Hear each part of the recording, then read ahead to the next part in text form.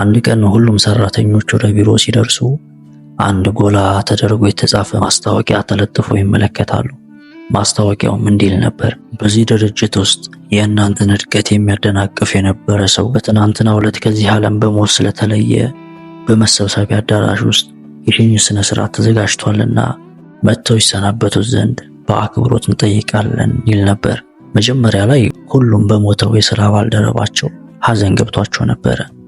ከጥቂት ጊዜ በኋላ ግን የባልደረቦቹንና የድርጅቱን እድገት የሚያደናቅፈው ያ ሰው ማን እንደሆነ ለማወቅ መጓጓት ጀመሩ። በአዳራሹ ውስጥ በርካታ ሰው ስለነበር ደንብ አስከባሪዎች በክፍሉ ውስጥ ያሉትን ሰዎች እንዲቆጣጠሩ ትዕዛዝ ተሰጣቸው።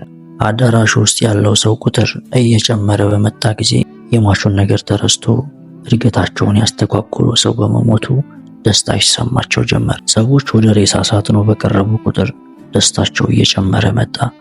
በዛው መጠን ማን እንደሆነ የማወቅ ጉጉታቸው አየለ። እድገቴን የሚያደናቅፈኝ ይህ ሰው ማን ነው?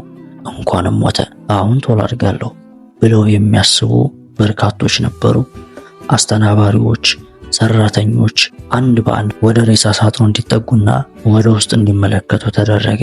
ሳጥኑ ውስጥ ያለውን ነገር ሲመለከቱ ግን በሙሉ ድንገት ዝም አሉ። በሬሳ ሳጥኑ ውስጥ የጠበቁት ሬሳ አልነበረም።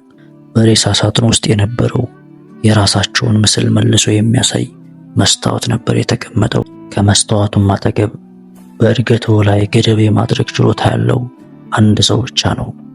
እርሱም ራስዎ ነዎት የሚል መልእክት በጉልህ ይታያል። ያኔ ሁሉም ሰው ወደ ልቡ ተመልሶ ስራውን በአግባብ ይሰራ ጀመረ። በህይወታችን ውስጥ ለውጥ ልናመጣ የምንችለው ራሳችን ብቻ ነን። በደስታና በስኬታችን ላይ ተጽዕኖ ልናሳርፍ የምንችለው እኛው ነን። ለእኛ ከእኛ በቀር ረዳት ከየት ሊመጣ ይችላል? አለቃችን ስለተቀየረ፣ ጓደኞችን ስለለወጥን፣ መስሪያ ቤት ስለቀየርን ህይወታችን ላይ ለውጥ አይመጣም።